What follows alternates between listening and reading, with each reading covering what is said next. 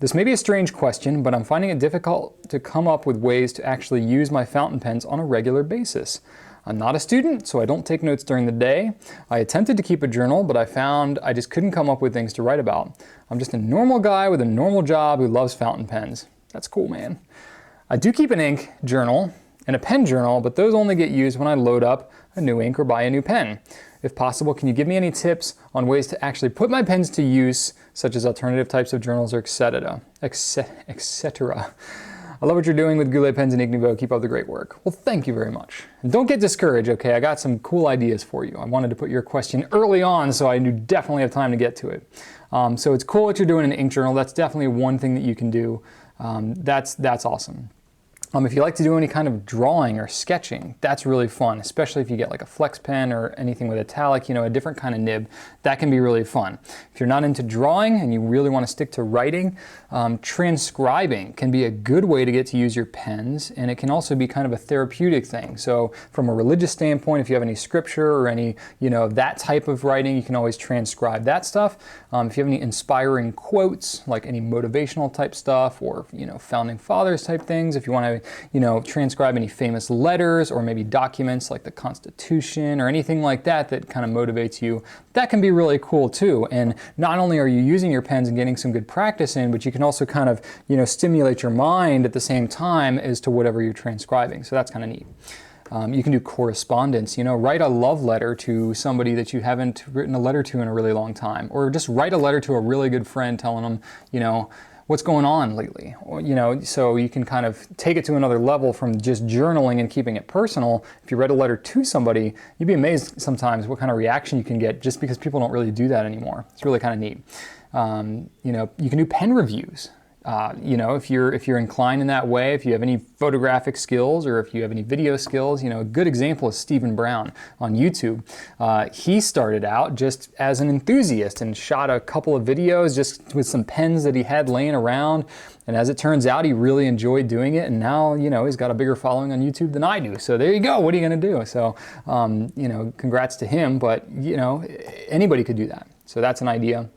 Handwriting practice. So if you want to, you know, try out any different types of script, there's a lot of different ones out there. The Fountain Pen Network is a good resource for different handwriting things. You can do Spencerian, Pitman shorthand, Gothic, Chancery. There's all kinds of different calligraphy type stuff that you could get into as well. Practicing, you know, not just handwriting in terms of writing stuff, but like actual penmanship, I guess would be the correct word.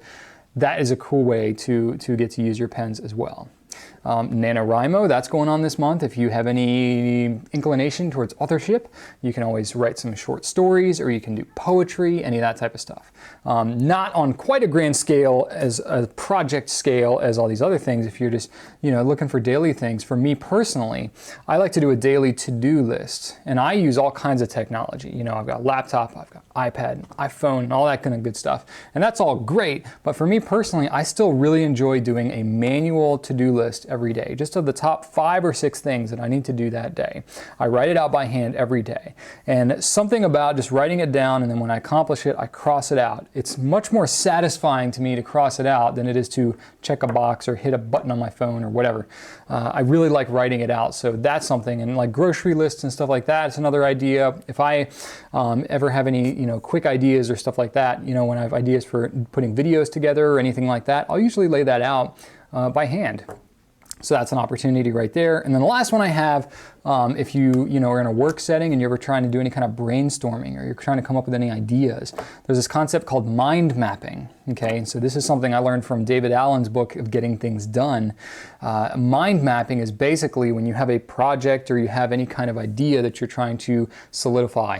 You basically take and you write the idea and you circle it, and then whatever pops into your head about that, you do a little offshoot and then you write the word. So for example, if you are, you know, working on, I'll use the context of what I'm doing. If I'm doing a Goulet Q&A and I, you know, have an idea of, you know, I don't know where I was going with that train of thought, but if I have an idea for a Goulet Q&A, like, you know, using your fountain pens for this video, I might do an offshoot and say, you know, Reddit. And then I might have an offshoot there that says, you know, ask questions on Reddit, you know, follow up on previously listed questions. You know, if I'm trying to get my thoughts moving, being able to write things like that. So go and look up David Allen's concept of mind mapping. It's kind of neat, but that's definitely that's all handwritten stuff. So that's something you can do as well.